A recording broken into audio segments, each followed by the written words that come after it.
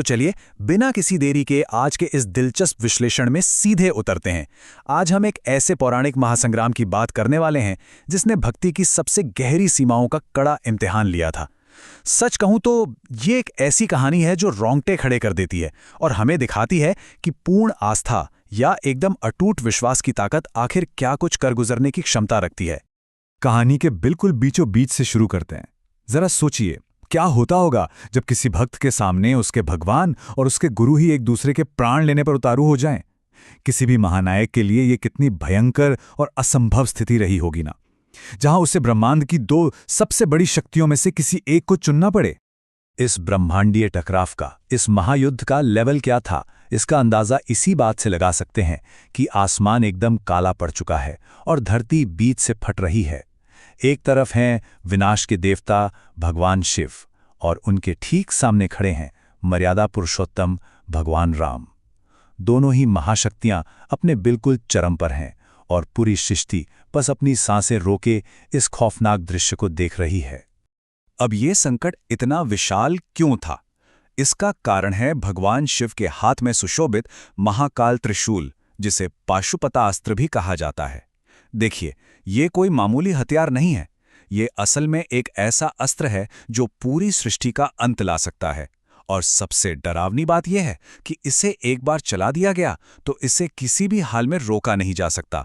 मतलब ये साक्षात प्रलय है। तो असल में हनुमान जी के लिए ये एक ऐसा भीषण धर्म संकट था जहां कोई भी फैसला लेना उन्हें जीवन भर के अपराध बोध से भर देता। एक तरफ उनके स्वामी श्रीराम हैं, जिनकी रक्षा करना ही उनका पूरा जीवन है, और दूसरी तरफ हैं उनके गुरु, उनके आराध्य भगवान शिव। किसी भी एक का पक्ष लेना मतलब अपने सबसे गहरे आध्यात्मिक बंधनों के साथ सीधा सीधा विश्वासघात करना। खैर, इस ब्रह्मांडीय टकराव की असली जड़ें खंगालने के लिए हमें समय में थोड़ा पीछे जाना होगा, अयोध्या के अश्वमेध यज्ञ तक। इस भव्य यज्ञ का मुख्य उद्देश्य था विश्व कल्याण और श्री राम की चक्रवर्ती सम्राट की पदवी को सिद्ध करना। लेकिन किसी ने सपने में भी नहीं सोचा था कि यही पवित्र अनुष्ठान अनजाने में इस महायुद्ध की नींव रख देगा। इसके बाद घटनाक्रम बहुत ही तेजी से आगे बढ़ा। श्री राम ने यज्ञ का घोड़ा छोड़ा, लेकिन देवपुर के राजकुमार ने अपने अज्ञान और अहंकार में आकर उसे पकड़ लिया। अब एक तरफ थी उस राजकुमार की जिद और दूसरी तरफ देवपुर के राजा वीरमणि का क्षत्रिय धर्म। और बस एक साधारण सी लगने वाली इस घटना ने बहुत ही कम समय में एक भयंकर युद्ध का रूप ले लिया। और फिर शुरू हुआ युद्ध। अयोध्या की नारायणी सेना, जिसका नेतृत्व स्वयं शत्रुघ्न और पुष्कल कर रहे थे, वो एक प्रचंड आंधी की तरह देवपुर की सेना पर टूट पड़े। अयोध्या के वीर योद्धाओं का वेग इतना भयंकर था कि देवपुर के सैनिक मनो तिनकों की तरह उड़ने लगे। बड़े बड़े महारथी धराशायी हो गए और राजा वीरमणि को अपना पतन बिल्कुल अपनी आंखों के सामने साफ साफ दिखाई देने लगा। लेकिन तभी रणभूमि के बीच से उठी एक दर्द भरी पुकार ने युद्ध की दिशा ही पलट कर रख दी। राजा वीरमणि, जो कि एक परम शिव भक्त थे, उन्होंने पुकारा, हे कैलाशपति, मेरी लाज अब आपके हाथों में है, अपने वचन की रक्षा करें। और हम सब जानते हैं कि एक सच्चा भगवान हमेशा अपने भक्त की सच्ची पुकार से बंधा होता है। वो चाहकर भी उसे अनसुना नहीं कर सकते। बस फिर क्या था, पलक झपकते ही वो युद्ध भूमि एक साधारण लड़ाई से एक दैवीय महासंग्राम में बदल गई। महादेव अपने प्रलयंकारी रूप में वीरभद्र, नंदी और भृंगी जैसे अपने अजय गणों के साथ वहां साक्षात प्रकट हो गए। विनाश के देवता के आते ही युद्ध का पूरा पासा पलट गया। अयोध्या की सेना छिन्न भिन्न हो गई और पुष्कल सहित बड़े बड़े महारथी मूर्छित होकर जमीन पर गिरने लगे। इस पूरी कहानी का सबसे दिलचस्प विरोधाभास पता है क्या है? वो ये कि दोनों ही भगवान अपनी अपनी जगह बिल्कुल 100% सही थे। भगवान राम एक सम्राट के रूप में अपने क्षत्रिय धर्म का पालन कर रहे थे, जहां अश्वमेध के अश्व की रक्षा करना उनका परम कर्तव्य था। वहीं दूसरी ओर भगवान शिव अपने रक्षक धर्म को निभा रहे थे, क्योंकि उन्होंने अपने अनन्य भक्त को संकट में बचाने का वचन जो दिया था। तो जब अपने भक्त की पुकार सुनकर स्वयं श्री राम रणभूमि में उतरे तो तीनों लोग सच में कांप उठे।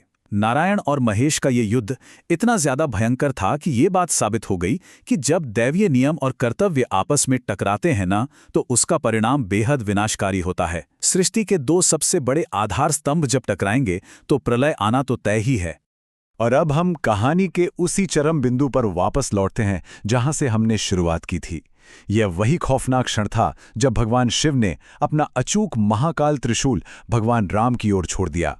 एक ऐसी अजय शक्ति जिसे दुनिया की कोई ताकत नहीं रोक सकती। वो साक्षात मृत्यु बनकर अपने परम लक्ष्य की ओर बेहद तेज गति से बढ़ रही थी। यही वो पल था जिसने हनुमान जी की कुशाग्र बुद्धि और उनके तुरंत निर्णय लेने की क्षमता को पूरी तरह से परखा। उन्होंने पल भर में ही ये समझ लिया कि हर एक सामान्य विकल्प आखिर में विनाश की ओर ही ले जाता है। अगर त्रिशूल को रोकते हैं तो शिव के अमोघ अस्त्र का घोर अपमान होगा।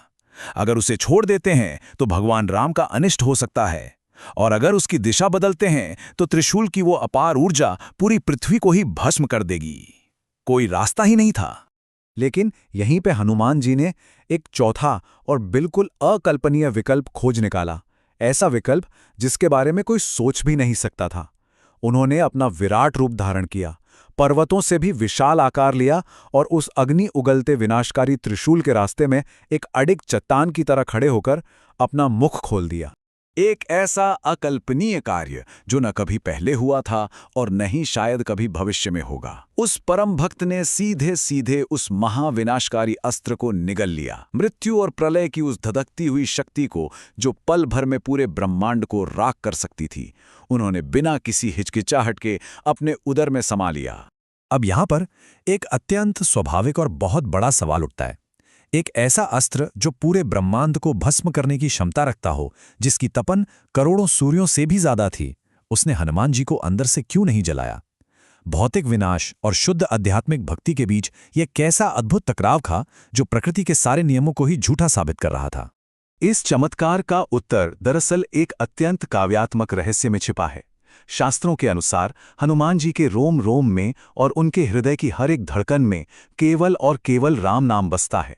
जहां राम नाम की असीम शीतलता हो, वहां प्रलय की भयंकर अग्नि भी शांत होकर एक कोमल फूल के समान बन जाती है। ये अटूट भक्ति असल में एक ऐसा अभेद्य ब्रह्मांडीय कवच है जिसे साक्षात प्रलय भी कभी नहीं भेद सकती। इस अविश्वसनीय घटना ने युद्ध को उसी पल रोक दिया। रणभूमि में एकदम गहरा सन्नाटा छा गया। विनाश का जो डरावना शोर था वो अचानक लुप्त हो गया। आसमान से देवता, दानव, यक्ष और गंधर्व सब इस अभूतपूर्व दृश्य को देखकर भाव विभोर हो गए और पुष्प वर्षा करने लगे। मृत्यु का वो भयावह माहौल अब पूरी तरह से दैवीय श्रद्धा और परम शांति में बदल चुका था। ये सब देखकर भगवान शिव का क्रोध पूरी तरह से शांत हो गया और वे इस अद्भुत लीला को देखकर जोर से हंस पड़े। उनकी इस हंसी ने सारा का सारा तनाव वहीं खत्म कर दिया। उन्होंने स्पष्ट किया कि हनुमान केवल एक राम भक्त नहीं है, बल्कि वो स्वयं शिव तत्व है। और बस यहीं पर एक बहुत बड़ा युगों पुराना रहस्य सबके सामने उजागर हो जाता है। और ये रहस्य सीधे तौर पे जुड़ा है एक विशिष्ट संख्या से, 11। हनुमान जी वास्तव में भगवान शिव के ही 11वें रुद्रावतार हैं। वो कोई और नहीं बल्कि शिव का ही अंश, जो इस पृथ्वी पर केवल और केवल राम जी की सेवा के लिए अवतरित हुए हैं।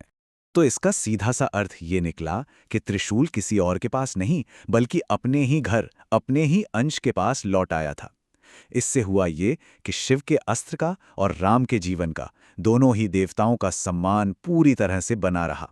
और ये परम ब्रह्मांडीय सत्य एक बार फिर से सिद्ध हो गया कि हरि और हर, यानी श्री राम और भगवान शिव अलग अलग नहीं, बल्कि एक ही अनंत शक्ति के दो रूप हैं। अंततः ये महायुद्ध अत्यंत शांति और सद्भाव के साथ अपने अंजाम तक पहुंचा। राजा वीरमणि ने पूरे आदर के साथ श्री राम के चरणों में आत्मसमर्पण कर दिया। उनका राज्य उन्हें पूरे सम्मान के साथ वापस मिल गया और अश्वमेध का वो अश्व भी बिना किसी बाधा के अयोध्या को लौटा दिया गया। आज का ये पूरा विश्लेषण अंततः हमें एक बहुत ही गहरे विचार के साथ छोड़ जाता है। जरा सोचिए, यदि सच्ची और पूर्ण भक्ति प्रलय की अग्नि को भी पूरी तरह शांत कर सकती है, तो एक सच्चे भक्त के लिए इस संसार में आखिर क्या कुछ असंभव रह जाता है? ये अमर कथा इस बात का साक्षात प्रमाण है कि इंसान की आंतरिक आस्था और उसका पूर्ण समर्पण वास्तव में इस पूरे ब्रह्मांड की सबसे शक्तिशाली ताकत है।